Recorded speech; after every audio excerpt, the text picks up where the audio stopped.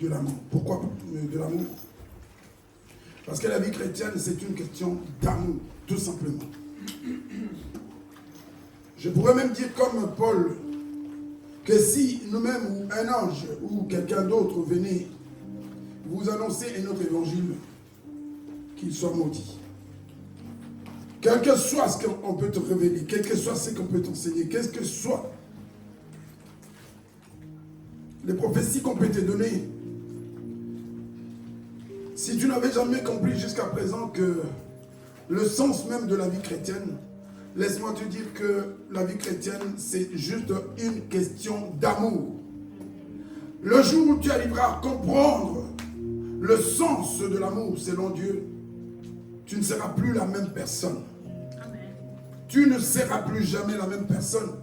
Si nous sommes toujours les mêmes personnes, c'est parce que nous n'avons pas compris le sens de l'amour.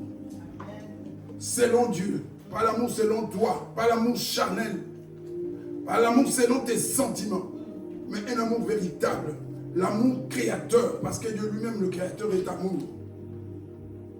Je répète, la vie chrétienne, c'est une question d'amour. Pas d'autre, pas des connaissances, pas des richesses, pas des pauvretés, pas de célébrité ou d'autre chose.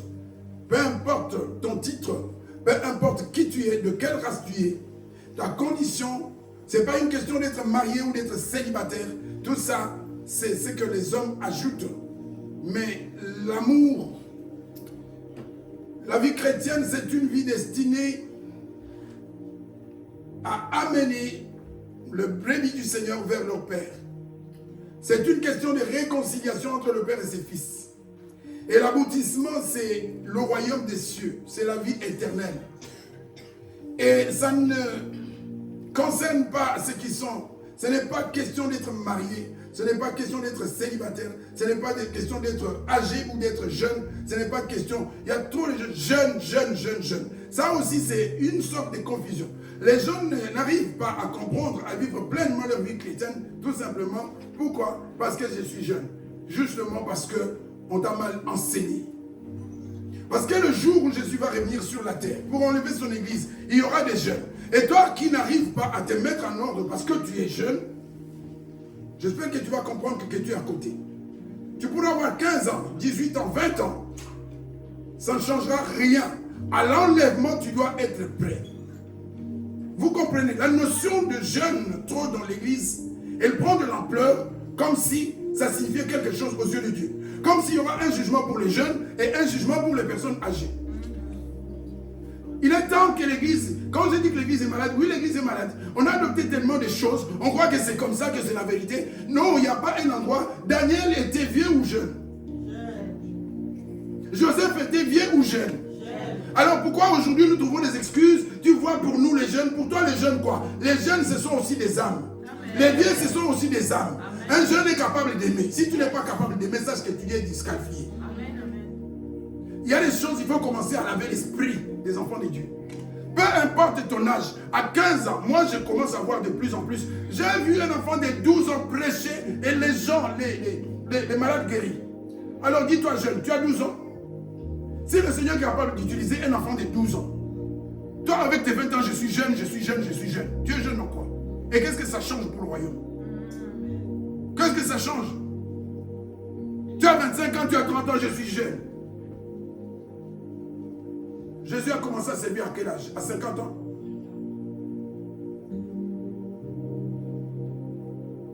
Ce n'est pas une question d'âge. C'est juste une question d'amour. De quel amour est-il question? Principalement. Ça commence avec l'amour de Dieu pour l'humanité. Dieu a tant aimé le monde. C'est grâce à son amour que Jésus est venu. Et Jésus est venu pour que les gens croient en lui, l'acceptent, le reçoivent. Donc cette notion de jeune-là, essaie un peu de le mettre à l'écart. J'en ai jamais parlé. Si j'en parle aujourd'hui, pose-toi la question. Parce que le Seigneur continue à nous éclairer. Une partie du sommeil dans l'église est venue du fait que les gens se permettent certaines choses parce qu'ils sont jeunes. tu peux te sanctifier quel que soit ton âge. Amen, amen. De la même manière que Papa John peut se sanctifier, de la même manière que tu peux te sanctifier. Si tu as le Saint-Esprit, je vous ai déjà dit qu'il n'y a pas un Saint-Esprit des jeunes et un Saint-Esprit des vieux. Ça n'existe pas. Je crois ces ajouts dans la parole de Dieu parce que je suis jeune. Pourquoi est-ce qu'on parle de jeune? Étienne avec quel âge? Philippe avec quel âge? Si tu n'arrives pas jusqu'à présent à assumer tes responsabilités spirituellement, sache que tu es en état. Ne dis pas parce que je suis jeune. Ce n'est pas une excuse. Je peux m'asseoir sur le banc et toi tu m'enseignes. Est-ce que Philippe il a le même âge que moi? Quand il se tient ici, je n'apprends pas de lui. Attends d'avoir 50-60 ans. Peut-être qu'il sera trop tard parce que tu n'auras peut-être pas cet âge-là. Si tu dois mourir à 25 ans ou à 30 ans, tu vas dire oui Seigneur, tu m'as pris avant parce que je suis jeune.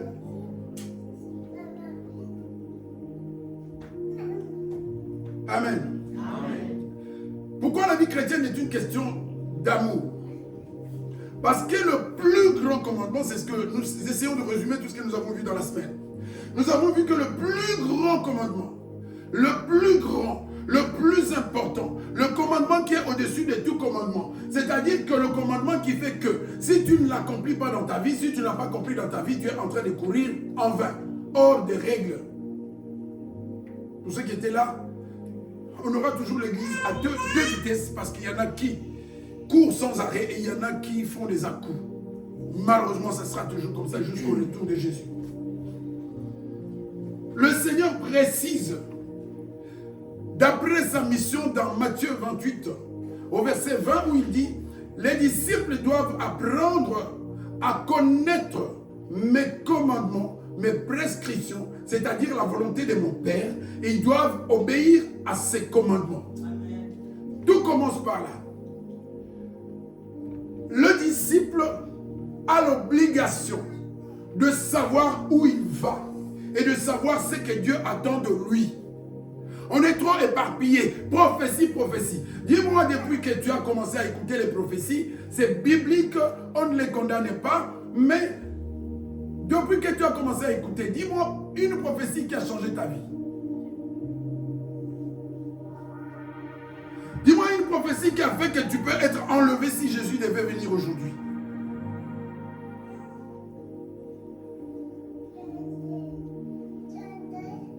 Les disciples doivent apprendre, et ce matin, mon frère, ma soeur, la chose la plus importante depuis que tu es chrétien, si la chose n'était pas encore effective dans ta vie, que tu dois comprendre, c'est-à-dire que le Seigneur, s'il m'a racheté, c'est-à-dire il a fait de moi quelqu'un qui est capable d'aimer. Si tu es réellement sauvé, la chose qu'on ne peut pas ne pas trouver en toi, c'est l'amour. Tu peux manquer beaucoup de choses. Tu peux manquer l'argent. Tu peux manquer la notoriété. Tu peux ne pas savoir bien parler. Mais il faut qu'en toi, si tu y es racheté, si tu as l'esprit de Christ en toi, si tu es sauvé, si tu es un candidat réel au ciel, tu dois avoir l'amour de Dieu dans ton cœur. L'amour de Dieu, pas beaucoup de connaissances. Le nombre de versets que tu connais ne change rien devant Dieu. Ce qui compte, c'est ce que tu vis dans ton cœur. Et dans ce que tu vis, la Bible dit, le plus grand commandement qui résume la volonté de Dieu. Sachez que Jésus dit, tous ceux qui vont dans les églises, tous ceux qui disent Seigneur, Seigneur, n'entreront pas tous dans le royaume de mon Père. Tous n'entreront pas. Ça, c'est des mauvaises nouvelles. Comme nous sommes là, tu peux être là toute ta vie et ne pas entrer dans le royaume de Dieu. L'église doit mettre l'accent sur cela pour que chacun se réveille. Que chacun ne se contente pas de dire « Oui, mais je suis membre de l'église, je m'entends bien avec le pasteur, je connais beaucoup de pasteurs, j'ai des coachs. » Ça ne change rien dans ta vie. Il y a des choses que tu dois comprendre et il y a des choses que tu dois commencer à oublier. Tu dois même commencer à effacer certains noms de certains coachs de ton carnet. Ils t'ont rien apporté. Le plus grand des commandements, parce que le disciple doit obéir au commandement, Le plus grand, celui par lequel vous devez commencer, ne commence pas à aller à gauche, à droite, à aller chercher beaucoup de choses si tu n'as pas encore compris, si tu n'es pas encore rempli de l'amour de Dieu dans ton cœur. C'est ça qui a intéressé une personne. Elle s'est approchée de Jésus. Maître, je t'ai entendu dire que les disciples doivent obéir à tes commandements. Mais dis-nous dans ces commandements, quel est le plus important? Tout à fait normal. Cet homme était sage. Et j'aime bien. Les chrétiens aujourd'hui, on doit se poser des questions. Pose-toi des questions. Tu embrasses trop de choses. Trop de choses. On va te donner des balais, on va te donner je ne sais pas quel genre de délivrance, on va te donner du sel, on va te donner toutes sortes. Prie à minuit, prie à 4 heures, prie à 5 heures.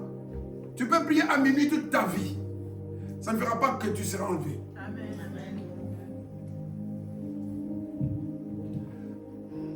Il dit, aime Dieu de tout ton cœur, de toutes tes forces, de toute ta pensée, et aime ton prochain comme. Ces versets-là, mes frères et sœurs, c'est dans Marc 12, qu'on le lise. Les versets importants dans la Bible, je répète, j'ai dit qu'il y a des versets qui te sont destinés, qui sont plus importants dans la Bible que d'autres.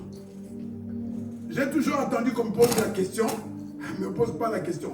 J'espère que les gens ont compris. Oui, il y a des versets plus importants dans la Bible que d'autres. Les versets sur lesquels tu t'appuies ne sont peut-être pas ceux que tu devais retenir. Et il y a des choses que tu dois connaître, et il y a des choses que, même sans les connaître, il n'y a pas de problème, parce que de toutes les façons, nous ne connaissons pas tout. Tu aimeras donc le Seigneur ton Dieu de tout ton cœur, de toute ton âme, de toute ta pensée. Ensuite, je le prends ici pour ne pas me retourner tout le temps. Je vais être court, on finit bien avant aujourd'hui. Parce qu'il y a notre petite réunion. Donc, on va laisser le temps. Et il ne faudra pas profiter et perdre ce temps-là. Une fois qu'on a fini, on se retrouve de ces côtés-là 2-3 minutes après pour que on aille vite. Si vous voulez ne pas qu'on traîne ici. Voilà. Et tu aimeras le Seigneur ton Dieu de tout ton cœur, de toute ton âme, de toute ta pensée et de toute ta force. C'est-à-dire que tout ce qui compte dans ta vie en tant que chrétien, c'est aimer, aimer, aimer, aimer. Ce qui compte, ce n'est pas prophétiser. Ce qui compte, ce n'est pas j'ai révélé, j'ai prophétisé, j'ai chanté, j'ai prêché, j'ai prié, j'ai vu, j'ai entendu. Ce n'est pas ça qui va t'amener au ciel. Amen, amen. Donc pour prétendre raisonnablement que tu es chrétien, tu es témoin de ta propre vie. Est-ce que tu es rempli de cet amour? De toute ton âme, de toute ta pensée et de toute ta force. Voici le deuxième. Tu aimeras ton prochain comme toi-même. Il n'y a pas d'autre commandement plus grand que cela. Amen. Si quelqu'un vient ajouter, ça vient du diable. C'est écrit. C'est ça la parole de Dieu qu'il faut lire. Bible ouverte. Ici, il n'y a pas question d'interprétation. Au-dessus de ces deux commandements, qui en réalité sont un même commandement, il n'y a pas d'autre commandement. Amen, amen. Alors tu cherches quoi? Tu n'es pas encore dans l'amour. Qu'est-ce que tu cherches? Pourquoi tu vas chercher les prophètes? Pourquoi tu cherches des coachs? Pour qu'ils te parlent de quoi? Qu'ils te révèlent quoi? Qu'ils t'enseignent quel évangile? Parce que l'évangile, il est là. Le commandement par lequel tu dois commencer, si tu veux avoir des résultats, si tu veux être récompensé, si un jour tu veux être dans les airs, tu dois commencer par, si un jour tu as reçu vraiment Christ dans ta vie, la conséquence, Christ ne peut pas venir dans ta vie et te laisser toujours rempli de haine. Ce n'est pas possible. Remets-toi en question maintenant, ma soeur, mon frère. Est-ce que tu as vraiment Christ dans ta vie? Qu'est-ce que la haine fait dans toi? Pourquoi est-ce que tu n'aimes pas les gens qui sont autour de toi? Pourquoi est-ce que tu as un ministère de critique, de calomnie, de mensonges, d'orgueil? Ce n'est plus moi qui vis, mais c'est Christ en moi. Et Christ est amour. C'est une impossibilité. Oui, mais comment tu le sais que tu me juges? On ne te juge pas. La lampe, là où elle est, elle dégage la lumière et on voit la lumière. Amen. Que personne ne te trompe. Si tu es converti, nous le savons. Il est temps qu'on sache si tu es converti. Ou quand tu vas être converti, sans être de Jésus pour lire dans ton cœur, on le sait. Ce n'est pas nous qui disons. Jésus a dit, un arbre, on le reconnaît comment? Il faut rêver que cet arbre est bon. Il faut aller rêver que Jonathan est bon. Je n'ai pas besoin de rêver. Je sens Jonathan, je connais Jonathan et je vois ce qu'il produit. Ce n'est pas compliqué. Si ton pasteur dit qu'il ne te connaît pas, c'est un menteur, c'est un hypocrite. Comme ça, vous allez comprendre pourquoi parfois quand tu vas dire j'ai fait ceci. Non, toi, attends encore. Jésus va enseigner qu'un arbre, on le reconnaît par les fruits qu'il est capable d'apporter. Toi, tu veux un fruit qui a bon goût et tu viens cueillir un fruit sur un arbre. Qu'est-ce que tu trouves? Que ce fruit est amer. Tu vas retourner chaque fois aller chercher le fruit à cet arbre. Tu aimeras. Et au-dessus de ces 2 commandements, il n'y a pas d'autre commandement. Or, l'Église doit apprendre aux disciples pas à être des fanatiques des pasteurs, pas à faire l'éloge des églises, pas à suivre les hommes derrière, mais à connaître la volonté de Dieu et à s'y soumettre. C'est pourquoi Jésus dit, tous ceux qui disent Seigneur, Seigneur, n'entreront pas dans le royaume de Dieu, mais seulement ceux qui font la volonté de mon Père. Et la volonté de Dieu, si on veut s'étendre, c'est vaste. Mais s'il y a un verset dans la Bible qui exprime la volonté de Dieu, c'est tu aimeras l'Éternel ton Dieu et tu aimeras ton prochain comme toi-même. Il y a tout. Si tu as une doctrine, si tu as quelque chose de plus important qui n'est pas dans ces versets, appelle-moi. Éprouve-le-moi par la Bible. Si tu as quelque chose d'important qui peut faire de toi un chrétien, sans qu'on la trouve dans ces versets, j'arrête de prêcher.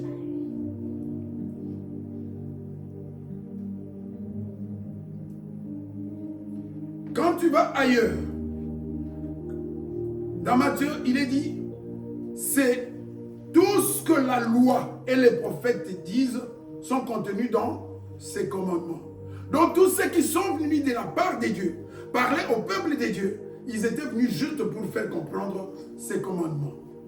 Et donc ce que Dieu attend de toi et moi, c'est que tu l'aimes avant toute chose.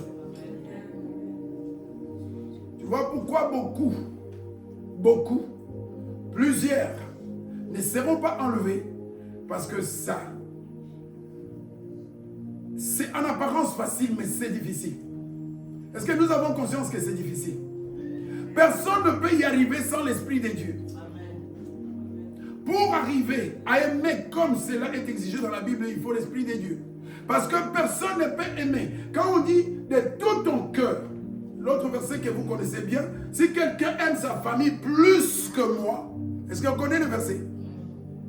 Il n'est pas digne de moi. Est-ce que tu es capable d'aimer Dieu plus que ton mari? Parce que la question suivante qu'on va se poser, c'est est-ce que j'aime Dieu? C'est autour de ça que nous allons tourner. Je dis que la vie chrétienne, c'est une question d'amour. Est-ce que j'aime? Comment être sûr que j'aime Dieu? Comment être sûr? Beaucoup ici se posent la question. Et je suis sûr, dans ton cœur, tu t'es dit, ah oui, c'est des questions qu'on a déjà reçues. Comment être sûr que tu aimes Dieu? 1 Jean chapitre 3, verset 18. Comment être sûr que j'aime Dieu? Nous allons répondre à des questions. Tu pries beaucoup, oui. Tu jeûnes beaucoup? Oui. Tu vois beaucoup de choses? Oui. Tu es tout le temps à l'église? Nous sommes d'accord. Oui. Jean chapitre 3, verset. Petit enfant. Oui, allez-y. Verset 18. Petit enfant, n'aimons pas en parole et avec la langue, mais en action et en vérité. Amen. La Bible dit, n'aimons pas. La Bible oblige, recommande. Nous parlons de l'amour. L'amour ne doit pas être des paroles. Je t'aime ne signifie pas que tu m'aimes réellement. Est-ce que c'est difficile de dire à quelqu'un je t'aime pour l'endormir? Combien d'hommes, combien de femmes? Des femmes qui vivent avec les hommes parce qu'il est riche, mais sans avoir, il l'a jamais aimé. Combien de femmes, des hommes aussi parce qu'il a un profit, passent des années avec une femme sans vraiment l'aimer. Est-ce que j'aime vraiment Dieu? Est-ce que tu t'es déjà posé la question? Qui s'est déjà posé cette question? Gloire à Dieu. Est-ce que tu y as trouvé la réponse? Quelqu'un s'est déjà trouvé une réponse? Non, hein? Tu vois que tu es là aujourd'hui parce que le Seigneur va te répondre. Tu t'es posé la question, mais tu n'avais jamais la réponse. Merci Seigneur. Est-ce que je me dis? Ici, on dit que l'amour, c'est une question de quoi? Des actes. Que ton mari ne te laisse pas endormir par je t'aime, je t'aime, je t'aime. Il peut dire je t'aime à 10 personnes. Est-ce que c'est compliqué? Ta femme non plus. Messieurs, ne vous laissez pas endormir. Je t'aime, je t'aime, je t'aime, je t'aime. Il faut que derrière je t'aime, il y ait des actes. Parce que l'amour, nous avons dit que la vie chrétienne, c'est une question d'amour. Et que l'amour, c'est une question des actes, pas des paroles. L'amour, c'est des actes. Sans amour, sans acte, il n'y a pas d'amour. Sans acte, il n'y a pas d'amour. On avance. Est-ce que j'aime vraiment Dieu? En se basant sur ce verset.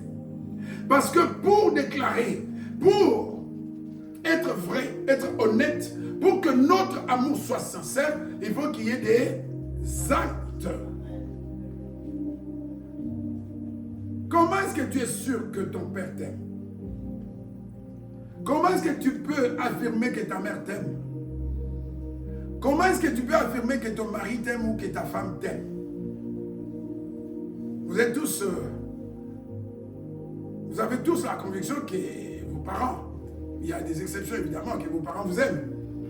À partir de quoi? Parce qu'ils ont fait des hymnes. Je te mets mon cœur, le fruit de mes entrailles. Parce qu'ils ont chanté des hymnes d'amour. À partir de... Moi, j'entends toi, tu es déjà maman. Je parle jeune.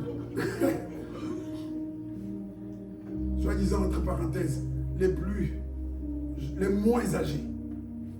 Jeunes, j'écarte. Dans la vie chrétienne, arrêtez. Ne venez pas me chanter jeune, du groupe de jeunes, je ne sais pas quoi. Non, il n'y a pas de jeunes.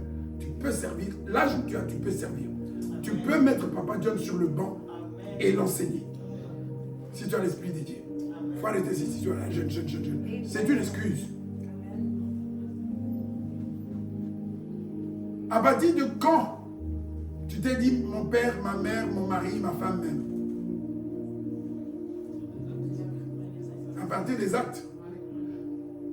Et donc Dieu, pour qu'il te dise aussi, qu'il se rende compte que tu l'aimes, il attend de toi aussi des actes. Dieu attend aussi de nous des actes. Quels actes? Dans la semaine, j'avais demandé, prends un bout de papier, commence à faire la liste des preuves que tu peux donner à Dieu que tu l'aimes. Si tu l'as fait, Dieu merci. Est-ce que j'aime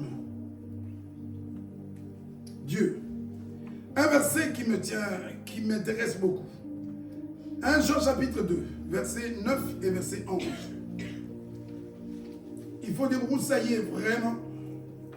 Il faut qu'on comprenne que si tu n'as pas compris la notion d'une manière pratique de l'amour, si tu n'es pas dans la vie d'amour, tu es à côté. Celui qui prétend être dans la lumière, tout en haïssant son frère, est encore dans... Est-ce que nous n'avons pas dans nos églises, de plus en plus, les gens qui viennent, oh, je t'aime, alors que dans le cœur, vous connaissez, nous avons encore des Judas dans les églises. Est-ce que tu aimes vraiment tes frères et sœurs?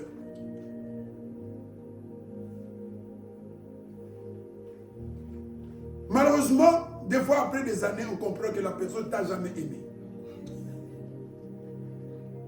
Oui. Je vais te dire une chose. Si je t'aime vraiment et si tu m'aimes vraiment, même si un jour, on doit se séparer,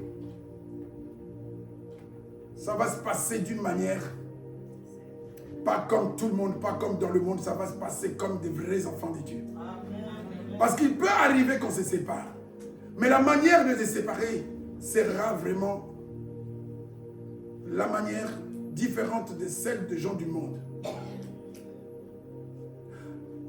Si je t'aime vraiment et si tu m'aimes vraiment, le jour où il y aura la crise, c'est le jour où on saura effectivement qu'on s'aime. Ce n'est pas quand tout va bien.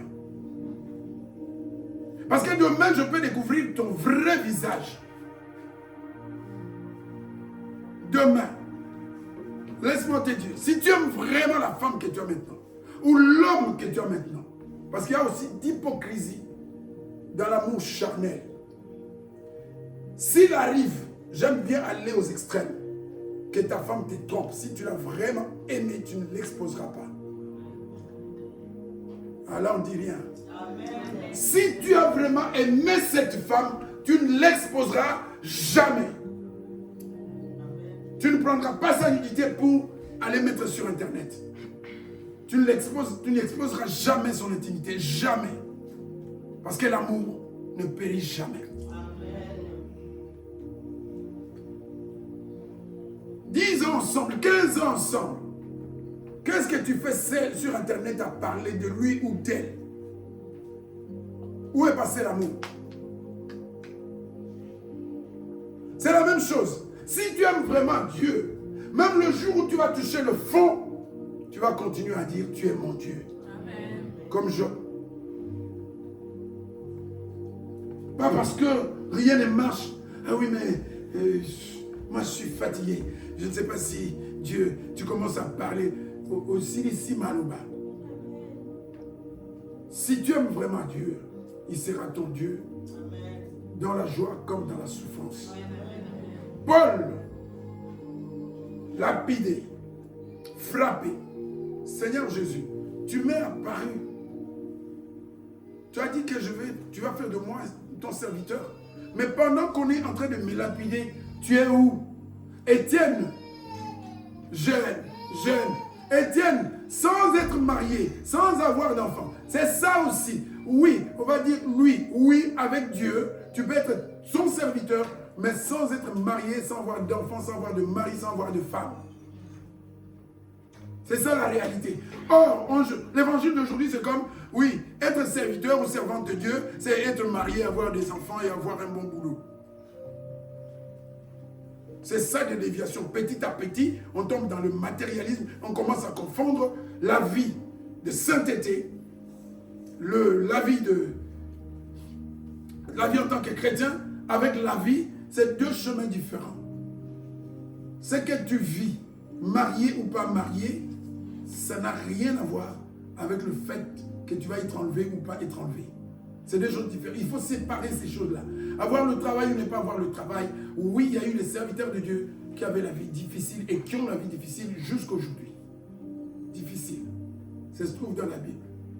Le véritable amour, il est suivi des actes de fruits. Quels sont les actes de nos vies qui prouvent que nous aimons Dieu? Voilà des choses qu'on peut voir dans la vie d'un véritable enfant de Dieu.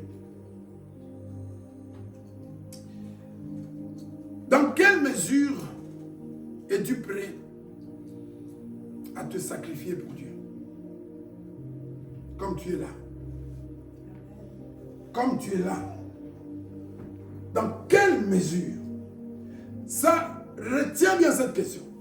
Si dans ta vie, tu n'es pas prêt, tu n'es pas prête à consentir le moindre sacrifice pour Dieu, ma soeur, mon frère, jusqu'à ce jour, tu perdais ton temps.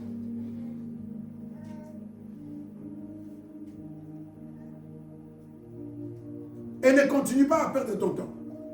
Parfois, je dis aux gens, si tu n'es pas capable de faire des efforts pour changer, tu vas retourner dans le monde, ça ne change rien. Être dans l'église, mais ne pas être sauvé, et se retrouver dehors, c'est la même chose. Et c'est même pire encore quand tu es dans l'église, parce que tu écoutes, et plus tu écoutes, tu endurcis ton cœur. L'église doit dire la vérité.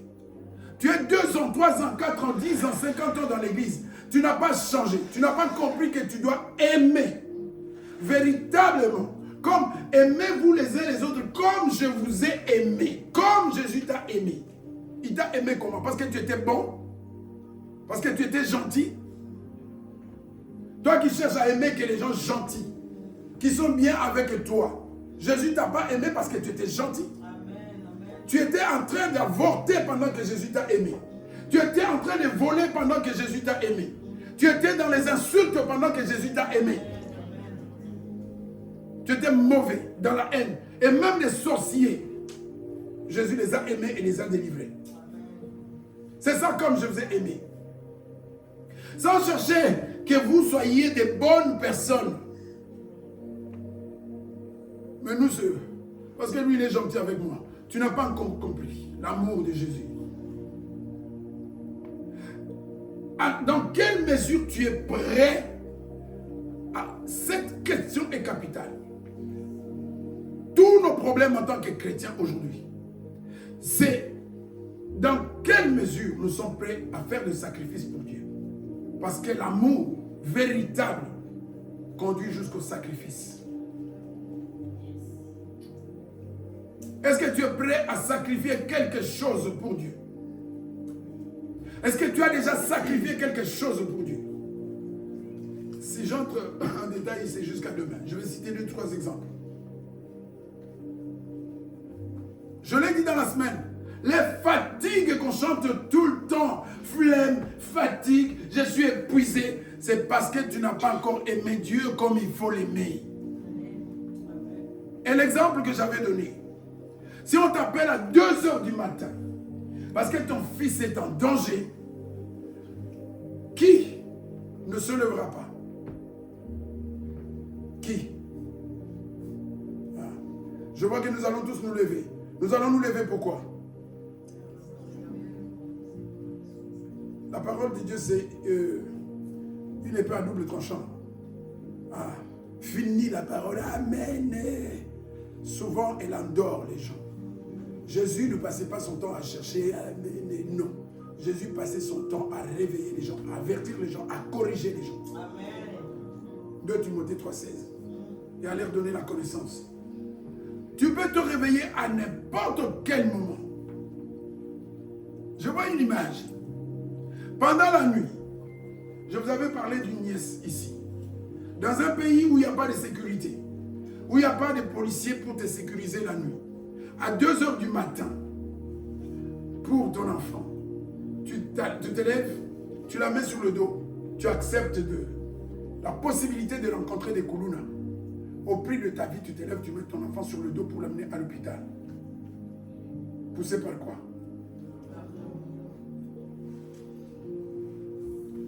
Quel genre de sacrifice toi tu es prêt à consentir pour Dieu? Si tu aimais Dieu seulement comme tu aimes ton enfant, or tu dois aimer Dieu plus que ton enfant. Amen. Tu aurais déjà accompli beaucoup de choses pour la gloire de Dieu. Jusqu'à présent, l'amour que tu as pour Dieu n'approche même pas l'amour que tu as pour ton enfant. Mais tu attends d'être enlevé. Réveille-toi, ma soeur, mon frère. Réveille-toi. Réveille-toi. Tu risques de rater ce qu'il ne faut jamais rater. C'est pas, je n'invente rien. C'est Jésus qui a dit, si vous voulez, on met le verset. Si tu aimes ta famille plus que moi, tu n'es pas digne de moi. Et si tu n'es pas digne de moi, je vais t'enlever toutes sortes de choses que tu peux faire pour ta famille. Presque rien pour Dieu. La moindre des choses, c'est déjà aimer sa maison. Vous connaissez beaucoup de chrétiens qui aiment la maison de Dieu.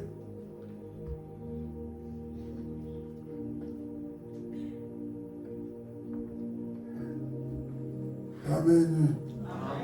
Vous connaissez beaucoup de chrétiens qui aiment la maison de Dieu, en sachant toujours que l'amour, ce sont les...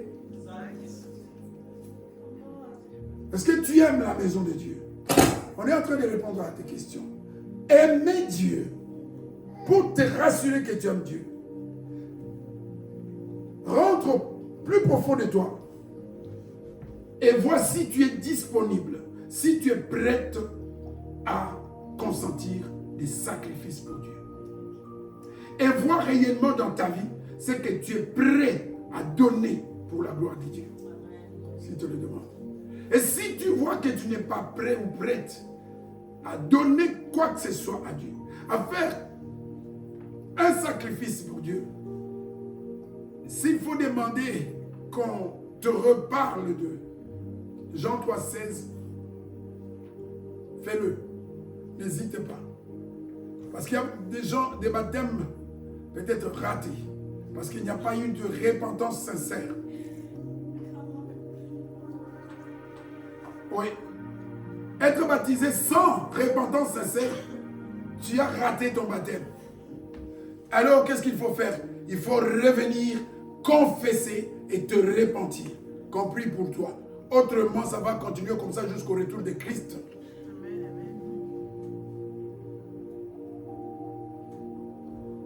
Aimer Dieu, c'est être capable de poser des actes pour la gloire de son nom. Entre autres, c'est aimer la maison de Dieu. Aujourd'hui, la maison de Dieu est méprisée dans tous les sens du terme par ceux qui sont censés en prendre soin. Ceux qui sont censés être régulièrement dans la maison de Dieu comme dans Acte 2. La maison de Dieu ne les intéresse pas. Ils écoutent encore les gens qui leur disent « Non, est-ce que c'est important d'être tout le temps à l'église ?» Oui, c'est important parce que dans Acte 2, au verset, je crois, 42, ils étaient tous les jours où? Dans le temple. Ils n'avaient pas la chair et le sang comme toi. Ils ne ressentaient pas la fatigue. Ta fatigue, c'est un manque d'amour pour Dieu. Amen. Amen.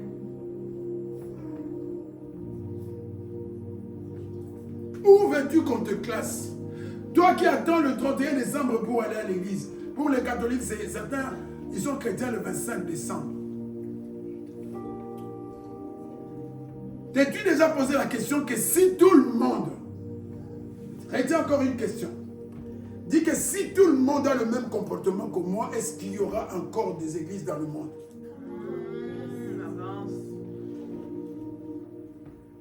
Si mon attitude, si comme exactement, si tout le monde, exactement comme moi, le même comportement, même attitude, même absentéisme, même irrégularité,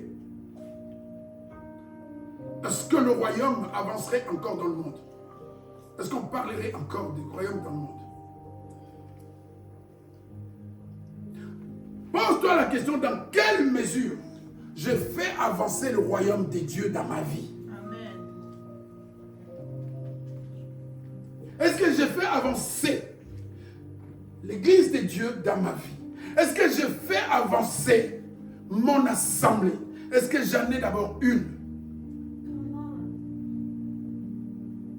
Un chrétien libre. Il n'y a pas de chrétien libre. Il n'y a pas de chrétien libre. Jésus dit à Pierre et à l'église, ce que vous lierez sur la terre sera lié. Et toi dans ta vie, quand ça ne va pas, qui va te reprendre pour dire, ma soeur, ta façon de marcher n'est pas bonne? C'est ça qu'on aime, la liberté. Un chrétien, c'est quelqu'un qui accepte la correction. C'est quelqu'un qui accepte de se soumettre à une autorité que Dieu a léguée à son Église.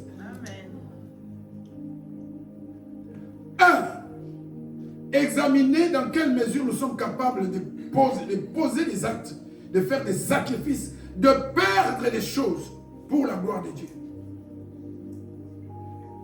Il y a des chrétiens dans les églises et même qui servent et qui ne sont capables, qui n'ont même pas envie de perdre quoi que ce soit pour la gloire de Dieu. Ça aussi, l'église doit se réveiller. Après avoir constaté que cette personne n'est capable de rien sacrifier pour Dieu, elle ne peut pas assumer une responsabilité dans une église. Désormais, c'est comme ça. Tu n'es pas capable de t'élever à 6 heures du matin pour être à 10 heures dans une église. Comment est-ce qu'on va te donner responsabilité? Des chrétiens retardateurs. Jamais un chrétien retardateur ne peut assumer des responsabilités dans une église. À moins que ça soit une église du monde. Je veux dire qu'on monte. Fini le lait. Fini le lait. Imagine un pasteur qui est toujours retardateur, toujours absent, toujours des excuses. Un pasteur qui va dire je suis fatigué. Et qui se tient devant toi. Quel exemple il va te donner?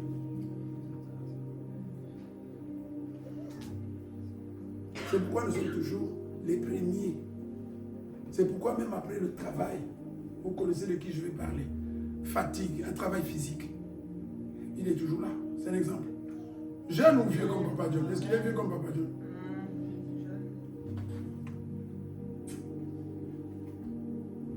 On ne veut plus entendre ça. Nous les jeunes, ces vocables-là, gardez-le pour vous. Dis tout simplement, je ne suis pas encore prêt à servir. Ce n'est pas une question de jeune. Parce que je vais te sortir la liste des jeunes dans la Bible qui ont fait des grandes choses. Tu vas être étonné. Tu es juste en retard par rapport à ton appel, par rapport à ton ministère. N'évoque pas la jeunesse. Tu manques l'amour pour Dieu, tout simplement. Parce que servir Dieu, je ne dis pas que c'est facile. Il faut aimer Dieu. Amen. Tu te réveilles. Parce qu'à 4 heures du matin, s'il faut que je sois là, je vais être là. Pas parce que quelqu'un va me pousser, mais vas-y. Quand tu vas commencer à aimer Dieu, personne, tu auras besoin de personne pour te téléphoner ou pour t'encourager à faire quoi que ce soit pour Dieu. Comment tu peux donner des responsabilités à quelqu'un qui a encore besoin qu'on l'appelle pour lui rappeler le programme de l'église? Tu es corrompu. Oh, c'est pourquoi depuis longtemps, mon téléphone ne sonne pas pour ce genre de choses. Parce que j'ai compris une chose. La personne n'a pas encore grandi. Tu ne vas pas donner des responsabilités à quelqu'un pour commencer à lui demander, mais où es-tu? Non, j'ai oublié, mon réveil n'a pas sonné.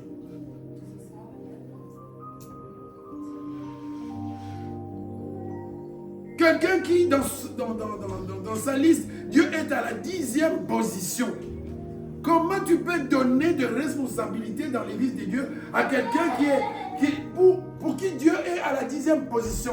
Il y a d'abord son travail, il y a d'abord ses plaisirs, il y a d'abord sa famille, il y a d'abord toutes sortes d'intérêts personnels. Ensuite, Dieu à la 10e place. Ce que je dis, je ne blague pas. Si tu n'apportes pas des preuves que tu aimes Dieu, tu vas rester sur le banc. S'il faut que nous, on vienne nettoyer, on va nettoyer. Moi, je me sens l'énergie de nettoyer. D'ailleurs, je l'ai déjà fait. Beaucoup.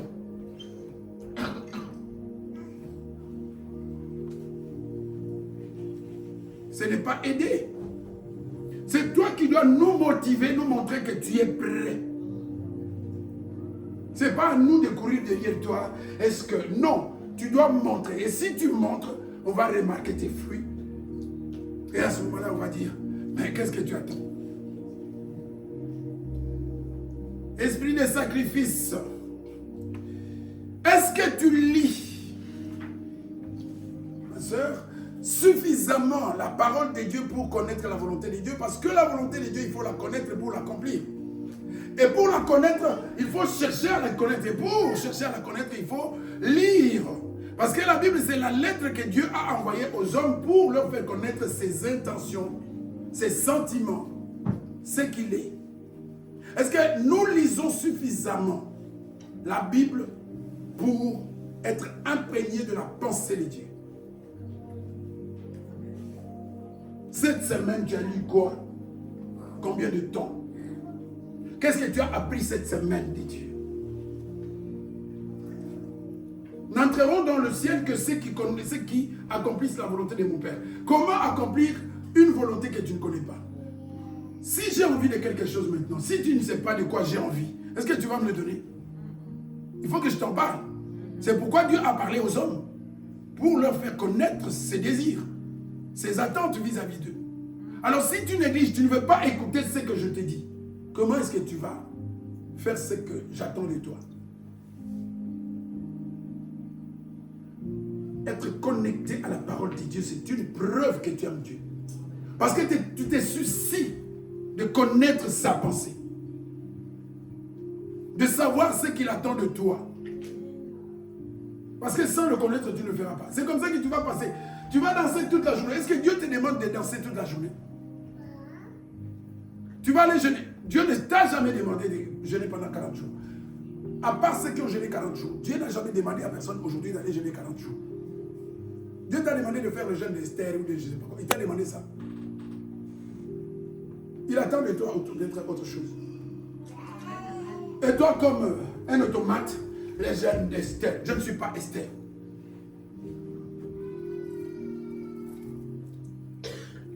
Mon jeûne, c'est mon jeûne.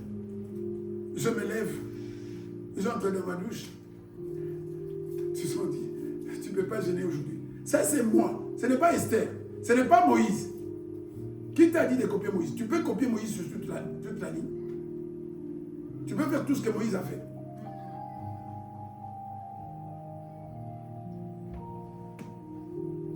Ce que Dieu demande à tous les hommes, enfin à tous ceux qui ont reçu Christ, c'est ce que nous avons tous en commun, c'est de l'aimer avant toute chose, de l'aimer de tout notre cœur et apporter les preuves que nous l'aimons.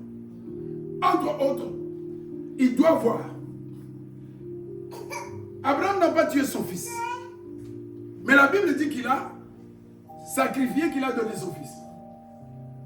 Est-ce qu'en réalité, dans la logique humaine, est-ce qu'il l'a tué? Il a tué?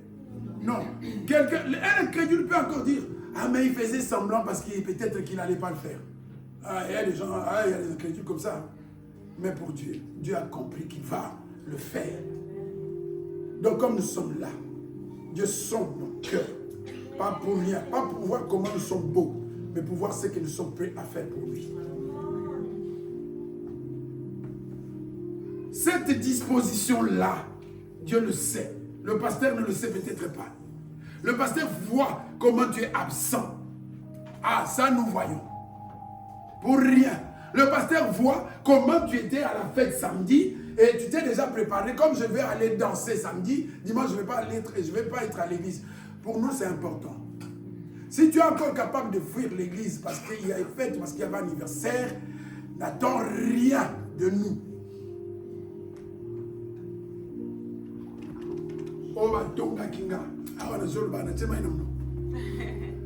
Est-ce que je parle derrière le dos?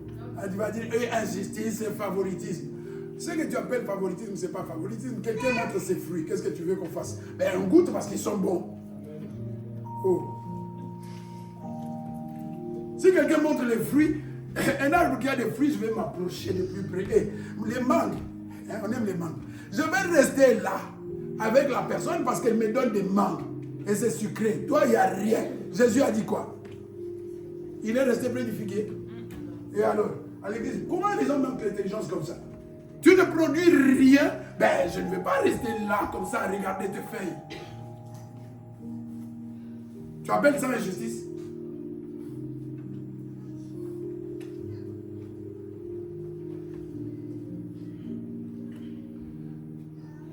Dans quelle mesure nous sommes capables de nous sacrifier? Dans quelle mesure nous lisons la parole de Dieu? Ce qui est très important pour connaître le fond de Dieu, la pensée de Dieu, parce que nous sommes obligés de marcher dans la pensée de Dieu. Et pour marcher dans la pensée de Dieu, nous devons connaître la pensée de Dieu. Et le seul moyen de le connaître, ce n'est pas par tes rêves, c'est par sa parole.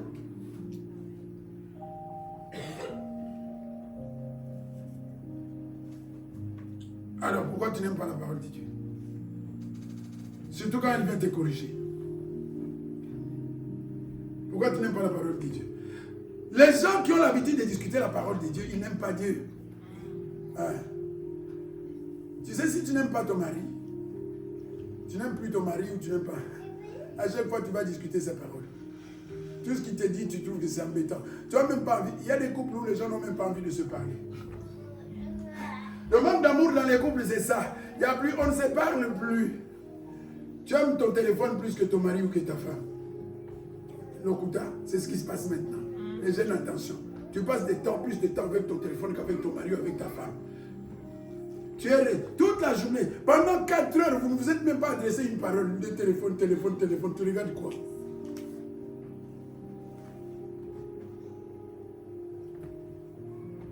Il vient te chercher au travail. Vous entrez. Téléphone.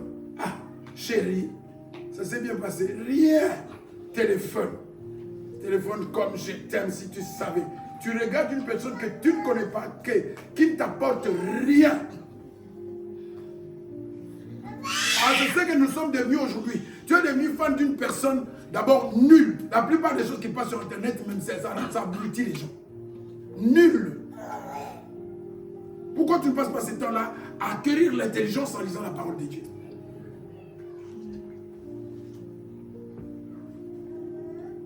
Si tout le temps que nous passons sur notre téléphone, nous le passions à écouter la parole de Dieu.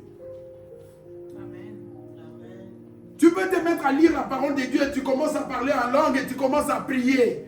Mais tu ne feras pas ça avec ton téléphone à regarder les bêtises là, les films nigérians. Tu aimes plus les films des Nigérians que Dieu. Mais si tu les regardes pendant 3-4 heures du temps, alors que tu n'as même pas lu un verset, tu aimes quoi? Dieu ou les Nigériens? Et avec ça, tu veux grandir. Avec ça, on t'emmène à l'église pour faire quoi? Pour nous parler des Nigériens.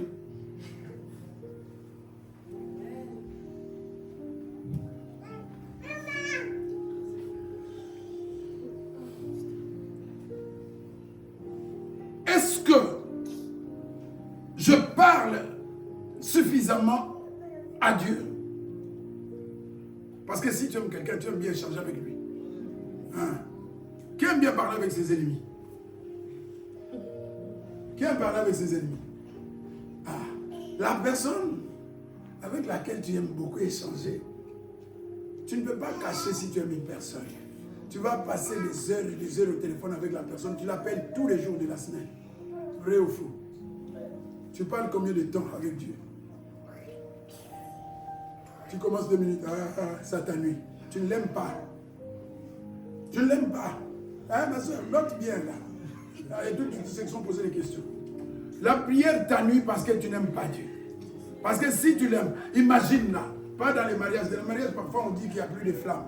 Mais quand vous étiez copain, copine là, qui est loin, là, à 2 h du matin, 3 h du matin, au téléphone, tu dis quoi? Il n'y a plus rien à dire, dors.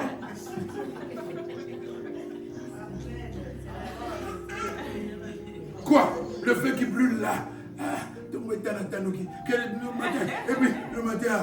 Le matin, jusqu'à 4 h du matin. Et à 11 h, t'es où quoi?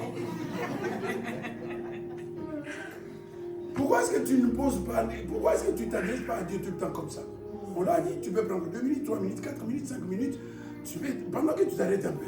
Oh Seigneur, j'ai vraiment envie de... J'ai besoin de toi. Je vais t'entendre. Dis-moi quelque chose, montre-moi quelque chose. Rien. Tu parles plus aux gens qu'à Dieu. Apprenons. Si nous aimons Dieu, nous devons être prêts à nous sacrifier pour lui. Si nous aimons Dieu, nous devons passer du temps dans la méditation. Pourquoi? Parce que nous voulons le connaître. C'est important de connaître Dieu. Si tu ne le connais pas, si tu ne passes pas du temps à connaître ton mari, ça va être compliqué. Surtout si c'est un mari compliqué comme moi. Ah oui, je me connais. Maintenant, je suis facile parce que maintenant, tout ce qu'on fait, maintenant, je suis devenu mémé. Ah oui, avant j'étais compliqué. Tu ne viens pas comme ça. Non, ça ne marche pas. Hein? Donc, il faut faire quoi? Il faut chercher à le connaître. Parce que si tu ne le connais pas, tu viens amener je ne mange pas. Il y en a qui vont dire, bon, Ali à caca. Non, je ne mange pas. Il faut chercher à connaître ton mari, à connaître aussi ta femme. Donc il faut qu'on cherche plus à connaître Dieu. Pourquoi? Parce que Dieu est un Dieu jaloux. Parce que si tu ne le connais pas, tu vas faire des choses qu'il n'aime pas. Tu as un mari, tu ne sais pas s'il mange du piment ou pas. C'est pas possible. Tu vas mettre du piment. Et puis il ne mange pas. Tu vois? Pourquoi? Parce que tu ne le connais pas. Nous faisons beaucoup de choses parce que nous ne savons pas ce que Dieu aime et ce que Dieu n'aime pas. En lisant la Bible, tu vas finir par savoir.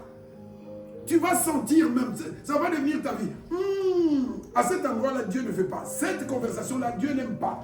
Tu m'as appelé pour parler de quoi? Non, ça ne passe pas. Dieu n'aime pas ça. Pourquoi tu deviens sensible? Et ça, c'est parce que tu lui parles beaucoup. Comme ça qu'il va te confier des secrets. Est-ce que tu fais tout ça? En rentrant chez toi, dis-toi, est-ce que je suis déjà prêt à sacrifier quelque chose dans ma vie pour Jésus? Est-ce que je lui parle assez? Est-ce que je lis assez? Important, ces choses-là. On n'a pas dit ici donne l'argent, on n'a pas dit ici dors par terre. Oui, ça fait 1 mois que je dors par terre. Tu veux me dire, Dieu t'a demandé de dormir par terre. Mais c'est quoi cet évangile? C'est quoi ces histoires? Tu peux dormir toute ta vie par terre, mais si tu n'aimes pas Dieu, il n'y a rien qui va se passer. Amen. Pourquoi est-ce que... Je me demande des fois comment est-ce que nous sommes menti. En tout cas, pas moi. Moi, je me suis converti déjà grand. Donc, j'étais tellement incrédule que j'avais déjà discuté des fois et des fois avec les gens. Donc, au moment où je me suis converti, j'étais déjà un peu mûr. Pourquoi? Parce que j'avais passé des heures et des heures de discussion à débattre sur la parole de Dieu. Je connaissais même déjà beaucoup de versets, plus que certains chrétiens. Donc c'était un peu différent. Je ne me suis pas fait avoir.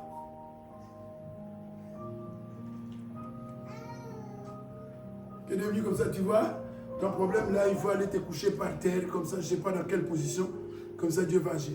Qui t'a dit qu'il y a une position où tu dois te mettre pour que Dieu se manifeste? Prends le sel, prends le mouchoir, prends la Bible, mets devant la porte. C'est quoi cette bêtise?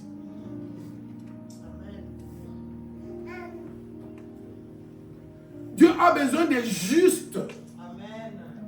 Maintenant, il faut chercher à savoir, est-ce que je suis juste? Alors, si tu es juste avec Dieu, ça va bien se passer. Ça se passe très bien avec Dieu si tu es juste. Donc ton combat, c'est d'être juste. Tu ne peux pas être juste si dans ton cœur, il y a encore la haine.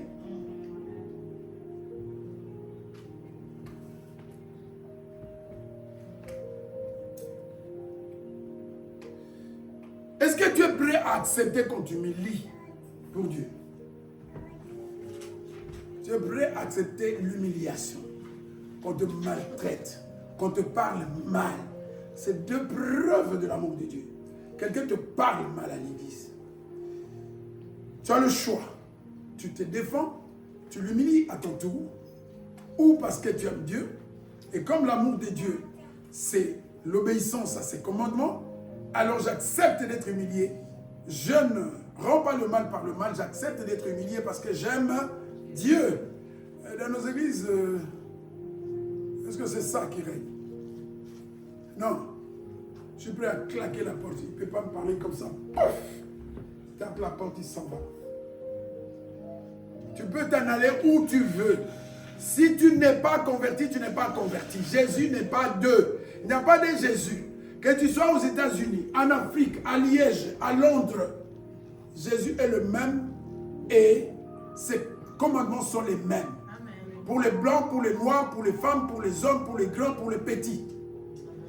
Si tu es encore capable de nous claquer la porte ici, peu importe, ton problème reste le même, tu dois le résoudre.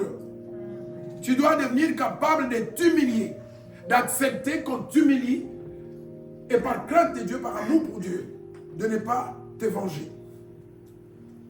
C'est pas compliqué. Oui, ces gens-là, tu peux nous traiter de ces gens-là. Va où tu vas. Tant que tu ne t'arrangeras pas avec nous, ton problème reste le même. Devant le grand trône, tu vas voir sur ton tableau. Tu as claqué la porte sans dire au revoir à telle personne. Ok, Nika dit fait le bon aboïka. L'orgueil seulement, tout simplement parce que tu ne veux pas dire Jonathan, ce que tu as fait là, ça ne me plaît pas. Ou je vois que je ne peux pas continuer avec toi parce que regarde. Une fois je t'ai dit ne fais pas ça, 2 fois je t'ai dit, 3 fois je t'ai dit.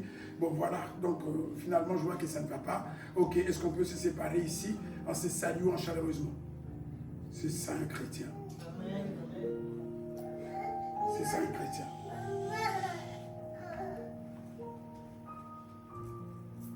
Tu parles à la personne qui t'a fait du mal. Tu lui dis ce qu'elle a fait. Tu ne peux pas condamner quelqu'un sans qu'il soit jugé.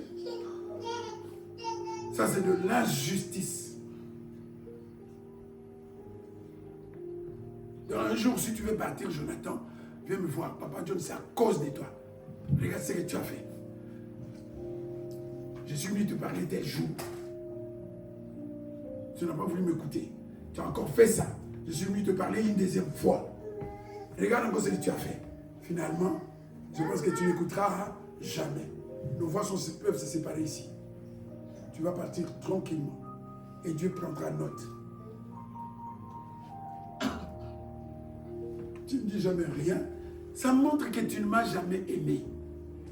Tu me claques la porte au nez sans rien me dire. Sans me dire de quoi? Est-ce que tu me reproches? Tu ne m'as jamais aimé. Jamais aimé. Tu as fait semblant toutes ces années. C'est comme ça que on dit, voilà, est-ce que la personne est sincère? Mais sachez que nous comparaîtrons tous, nous serons jugés. Nous serons jugés, frères et sœurs. Ne prenons pas ces choses à la légère. Tu es venu à l'église pourquoi? Pour qu'on te dise la vérité. Tu es venu à l'église pour qu'on te donne la pensée de Dieu. Parce que Dieu est en train de te préparer à aller faire des disciples. Et les disciples doivent savoir ce que Dieu n'aime pas et ce que Dieu aime. Dieu aime qu'entre nous on s'aime. Dieu aime qu'on se pardonne. Dieu aime qu'on se supporte. Est-ce que tu es capable de supporter les gens qui n'ont pas le même caractère que toi? C'est ça aimer Dieu. Parce que Dieu a demandé, supportez-vous. Tu crois que si la personne est tellement bien, est-ce que les anges ont besoin de se supporter? Les anges, est-ce qu'ils ont besoin de se supporter? Supporter veut dire quoi? On est un peu dans la grammaire, dans l'étude de supporter. Mon frère, dis à tes frères, regarde un peu là, dis à tes frères et sœurs, c'est quoi supporter? Supporter. Regardez, trichez. On est presque à la fin. Supporter quelqu'un. Soutenir, tolérer, endurer. Faire quoi? Soutenir, tolérer, endurer. Endurer, hein? On endure quoi? Est-ce que si je dois porter ça, est-ce que j'ai besoin d'endurer? Non, c'est léger. Si tu dois endurer, c'est-à-dire que c'est lourd à porter. Et Dieu n'a pas dit pour rien qu'il faut vous supporter. Parce qu'il sait que j'ai mis en eux mon esprit et mon esprit va leur donner la capacité de se supporter. C'est-à-dire qu'ils ne sont pas des anges, ils ont des faiblesses. Ils ont des défauts. Et donc tu dois supporter mes faiblesses. Parce que quelque part, moi aussi, je supporte tes faiblesses. C'est ça être chrétien. C'est pas blabla. C'est ça être chrétien. Alors arrêtons d'accuser. S'il y a réellement quelque chose que tu reproches à ton frère, vois-le ouvertement et sois franc. Dis-le. C'est ce que la Bible dit. Si ça ne marche pas entre vous deux, va voir les responsables. C'est la procédure. Va voir les responsables. Si avec les responsables ça ne marche pas, alors là la Bible dit qu'il faut regarder la personne comme un... Comme qui? Comme un païen. Et deux fois, trois fois, vous êtes païen. Tu n'as pas de fruits. C'est ça la procédure. Ça, c'est Jésus qui dit ces choses-là. Est-ce que j'aime Dieu? Résumé. Si j'aime Dieu, en regardant mon cœur, il sait que je suis prêt. Le prix que je suis prêt à payer. C'est la première chose. Quand on aime, tu es chez toi, des brigands rentrent, toi et ta femme. En fait, on doit tuer une personne parmi vous deux. Est-ce que tu vas accepter qu'on te tue ou qu'on tue ta femme? Non, sincèrement. Sincèrement, nous sommes dans l'église. Je n'accepterai pas. Parce que je ne vivrai pas avec ça, que j'ai accepté qu'on la tue et moi je suis resté et puis je vais vivre avec ça, oui. Lâche. Je vais me regarder dans le miroir, oui, j'ai accepté. Elle est morte à cause de moi. Tuez-moi si vous allez la tuer après, c'est un autre problème. Au moins, je ne vivrai pas avec ça. Et ces jours-là, on saura. Est-ce que tu es prêt à le faire? C'est ça l'amour. Tu es prêt à voir décapiter ton fils devant toi. Même si vous avez les armes, je vais vous agresser, je vais vous provoquer pour que vous me tuiez avant, pour que lui meure après, pour que je ne voie pas ça. Je ne veux pas rester les bras croisés, même si j'ai les pieds liés. Ceux qui n'ont eu dans soyons. Je vais te pousser. Oui, je veux faire quelque chose pour que, oui, pour que tu me tues, pour que je n'assiste pas à ça. C'est ça l'esprit de sacrifice. Quand on aime Dieu, on est disposé à sacrifier n'importe quoi. C'est comme ça que Paul dit, tout ce qui était pour moi des avantages, désormais je regarde ça comme de la boue. Pourquoi? À cause de Christ. C'est comme ça que Pierre pouvait dire, Seigneur, nous avons tout quitté. Vous connaissez les chrétiens capables de tout quitter aujourd'hui?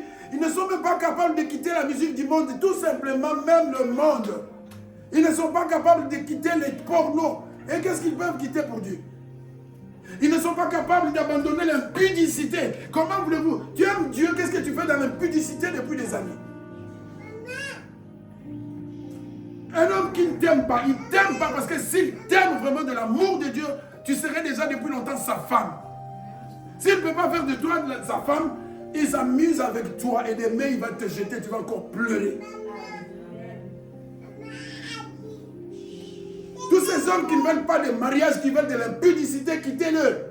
Si ça ne me vient, moi, ne me dépose même pas de questions. Pour moi, les questions, ça ne va pas avec mon mari. Si avec ton copain, je m'en fous. Tu es chrétien depuis longtemps. Tu as choisi quoi? L'impudicité à la place de Dieu. Tu aimes l'impudicité ou tu aimes Dieu? Parce qu'aimer Jésus, c'est renoncer. Et renoncer à beaucoup de choses. La musique mondaine, la musique des magiciens, ils ont témoigné. Vous savez que la source, c'est la magie. Tu aimes ça. Et tu dis, je suis chrétien, tu viens à l'église. Là-haut quoi? Là-bas. Arrête de parler de haut. Tu n'es pas en haut, tu es dans les ténèbres. La haine dans le cœur. Nous avons lu ici que celui qui aime son frère, il est où? Les ténèbres, c'est au paradis ou c'est en enfer?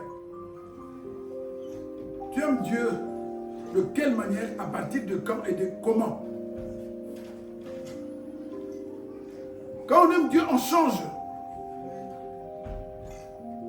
Tu sais, si tu aimes ta femme, si tu l'aimes vraiment, si elle te dit, si tu n'arrêtes pas ça, je vais te quitter. Au roti gango. Soit elle te quitte à l'ingioté. Car tu as compris. Toi aussi. Si tu veux savoir que ton homme t'aime vraiment, tu vois que par exemple, il se saoule, il fait des choses pas bien. Tu lui donnes l'ultimatum. C'est moi ou ces choses. Tu vas voir, il va faire le choix. Tu vas voir si c'est toi qui l'aimes ou si ce sont ces choses-là qu'il aime. C'est pas compliqué. Des fois, vous allez loin pour rien. Parce que si tu aimes... Attends. On est deux. C'est moi ou c'est l'autre, c'est tout. C'est Dieu ou c'est le monde. Et si tu aimes Dieu, tu vas quitter le monde, tu vas abandonner le monde. Tu n'abandonnes pas le monde parce que tu aimes le monde plus que Dieu. Qu'est-ce que tu veux qu'on te dise à l'église? Qu'est-ce que tu veux qu'on te dise à l'église? Compromission? Non, peut-être, oui, un peu. Non, il n'y a pas de un peu. C'est avec ou contre Dieu. Celui qui n'est pas avec Dieu, il est contre Dieu. Amen. Amen. Soyez bénis.